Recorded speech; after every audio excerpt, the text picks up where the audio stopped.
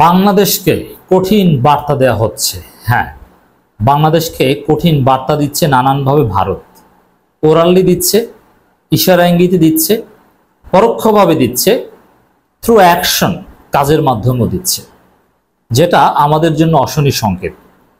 এই প্রেক্ষাপটে, ভারতের এই গভীর পরিকল্পিত ষড়যন্ত্রের প্রেক্ষাপটে বিএনপি, জামাত এবং শিক্ষার্থী জনতাকে ঐক্যবদ্ধভাবে মোকাবেলা করতে হবে। তাদের কিছু জরুরি করণীয় আছে। ভারতের বিরুদ্ধে মাঠে থাকতে হবে। হ্যাঁ, ভারত এইবার যে চেষ্টা করছে, এবার যে ভারতের ষড়যন্ত্র, এই ষড়যন্ত্রটাকে যদি আমরা রুখে দিতে পারি তাহলে ভারত সোজা হয়ে যাবে। এবং ডক্টর ইউনূস সরকার এ বিষয়ে কমিটেড যে ভারতকে ঘাট ধরে সোজা করা হবে, ভারতের সাথে কোনো নমনীয় আচরণ করা হবে না। এজন্যে আমরা জনগণ যতটা সোচ্চার থাকবো ভারতের আধিপত্যবাদের বিরুদ্ধে, ডক্টর ইউনূস সরকারের উপর আমরা জনগণ যতটা কমিটমেন্ট দেখাবো, যতটা সমর্থন দেখাবো, তারা তত বেশি ভারতের আধিপত্যবাদের বিরুদ্ধে বলিষ্ঠ কণ্ঠে কথা বলতে পারবে। দর্শক, কয়েকটা দিক থেকে ভারত বাংলাদেশে কঠিন বার্তা দিচ্ছে। মূলত ভারত চাচ্ছে বাংলাদেশের উপর প্রভুত্ব করতে। হাসিনার আমলে যে সুযোগ সুবিধা পেত, এখন তার 100 ভাগের 1 ভাগও পাবে না, কোনো অবৈধ সুযোগ সুবিধা পাবে না। সবকিছু ন্যায্যতার ভিত্তিতে হতে হবে। এটা মানতে ভারতের খুব কষ্ট হচ্ছে যে একটা দাসী ছিল বাংলাদেশে, ভারতের হয়ে কাজ করত, ভারতকে সার্ভিস দিত, সকাল সন্ধ্যা যখন চাইতো দিয়ে দিত। আর এখন সেই দাসী নাই, আর এখন বাংলাদেশ মালিক হয়ে গিয়েছে, বাংলাদেশের মালিকদের হাতে বাংলাদেশ চলে গিয়েছে। অতএব ভারত এই ফ্রি সার্ভিস কিভাবে নিবে? অথবা ইচ্ছা মতো যখন ইচ্ছা তখন দাসীকে ব্যবহার করা যায়, যেরকম হাসিনাকে ব্যবহার করতে পারতো, সেরকম তো আর বাংলাদেশ থেকে সুযোগ সুবিধা নেওয়ার সুযোগ শেষ। এটা ভারত মানতে চাচ্ছে না।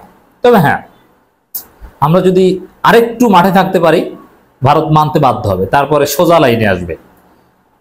এই যে রাজনাথ সিং যে পরোক্ষভাবে যুদ্ধের হুমকি দিল বাংলাদেশকে, এটা একটা বার্তা যে হিন্দুদের রক্ষার জন্য বা নানান কারণে সেই হামাস, রাশিয়া, ইউক্রেন এগুলোর সাথে তুলনা করে যুদ্ধের একটা পরোক্ষ হুমকি দিল। এটা একটা কঠিন বার্তা যে আমরা কিন্তু যুদ্ধ করতে পারি। ভয় দেখাচ্ছে বাংলাদেশকে, যদিও বাংলাদেশের জনগণ ওইসব হুমকি দামকিকে মোটেও পরোয়া করে না। বরং আমরা দেখতে পাচ্ছি ভারত নিজেরাই আছে বিপদে। তাদের 7 সিস্টার্সের মধ্যে চীন ঢুকে যাচ্ছে। 7 সিস্টার্স অশান্ত, যদিও 7 সিস্টার অশান্ত থাকুক এটা আমরা চাই না। তার প্রভাব বাংলাদেশের উপর পড়বে, টোটাল দক্ষিণ এশিয়ার উপর পড়বে। 7 সিস্টার্স স্টেবল হোক, ভারতের অখণ্ডতা বজায় থাকুক, এগুলো আমরা চাই। তবে হ্যাঁ, কিছু কিছু অঞ্চল স্বাধীন হোক, ওই অঞ্চলের অধিকাংশ মানুষের চাওয়ার ভিত্তিতে, সেটা ভিন্ন আলোচনা। কিন্তু 7 সিস্টার্স স্টেবল হোক, স্টেবিলিটি আসুক, এটা আমরা চাইব। 7 সিস্টার্স নিয়ে কোনো ষড়যন্ত্র বাংলাদেশের কেউ করবে, এটাও আমরা মেনে নিতে পারি না, এটা উচিত নয়। এই যুদ্ধের হুমকি দিয়ে আমাদের ভয় দেখাচ্ছে, যদি আমরা ভয় পাচ্ছি না, ডক্টর ইউনূস সরকার ভয় পাচ্ছে না। তারা জানে যে এগুলো ফাঁকা বলি, বরং তারা নিজেরাই আছে বিপদে। চীন তাদের ভিতরে ঢুকে যাচ্ছে, থাপ্পড় দিচ্ছে, লুঙ্গি করে নিচ্ছে, পাহাড় থেকে ভারতের সেনাবাহিনীদেরকে ধাক্কা দিয়ে ফেলে দিচ্ছে। বুঝতে পারছেন দর্শক? এছাড়া ভারত আমাদেরকে কঠিন বার্তা দিচ্ছে। এখন যে বিষয়টা আমি আলোচনা করব, একের পর এক সীমান্ত হত্যার মধ্য দিয়ে। সীমান্ত হত্যা কিন্তু বন্ধ করছে না। বাংলাদেশ সরকার কঠিন প্রতিক্রিয়া দেখিয়েছে, ভারতকে সতর্ক করে দিয়েছে, তাদেরকে চিঠি দিয়েছে। তারপরও স্বর্ণা দাসকে হত্যা করেছে, তারপরে আর এক কিশোরকে হত্যা করেছে। দেখেন খবরটা আপনাদেরকে একটু বলি। ঠাকুরগাঁওয়ে সীমান্তে বিএসএফ এর গুলিতে বাংলাদেশি কিশোর নিহত। এটা আমাদের প্রতি একটা বার্তা। ওরা পরিকল্পিতভাবে ঠান্ডা মাথায় এই সীমান্ত হত্যাগুলো করছে, আমাদেরকে চাপে রাখার জন্য, ভয়ে রাখার জন্য, দর কষাকষিতে এগিয়ে থাকার জন্য। কিন্তু এই সীমান্ত হত্যার বিরুদ্ধে আমরা কঠিন জবাব দেব। বাংলাদেশ সরকারকে কঠিন জবাব দিতে হবে। একটা গুলি করলে একটা গুলি করতে হবে, গুলি করলে পাল্টা গুলি চালাতে হবে, একটু ছাড় দেওয়া যাবে না। ঠাকুরগাঁওয়ে বালিয়াডাঙ্গি উপজেলার কান্তিভিটা সীমান্তে ভারতের সীমান্তরক্ষী বাহিনীর বিএসএফ এর গুলিতে 14 বছর বয়সী এক বাংলাদেশি কিশোর নিহত হয়েছেন। সোমবার ভোরে ঘটনা ঘটে। নিহত কিশোরের নাম জয়ন্ত কুমার সিং। এর আগে নিহত হয়েছে স্বর্ণা দাস, এবার জয়ন্ত কুমার সিং। সংখ্যালঘু।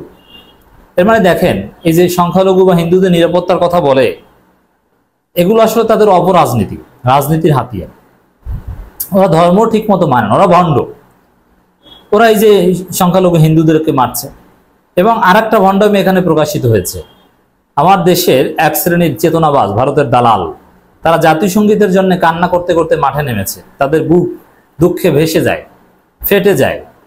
জাতীয় সঙ্গীত, কান্না, কত কান্না দেখলাম আমরা, হাসি পায়। মাঠে নেমেছে এবং হিন্দুদের রক্ষার জন্য মাঠে নেমেছে। অথচ এই ভারত, তাদের দাদা, তাদের প্রভু, তারা যে এই সংখ্যালঘু ছোট ছোট বাচ্চাদের কিভাবে হত্যা করছে, কই তার বিরুদ্ধে তো তারা মাঠে নামে না। ভারতকে কোনো বার্তা টার্তা দিতে আমরা দেখলাম না।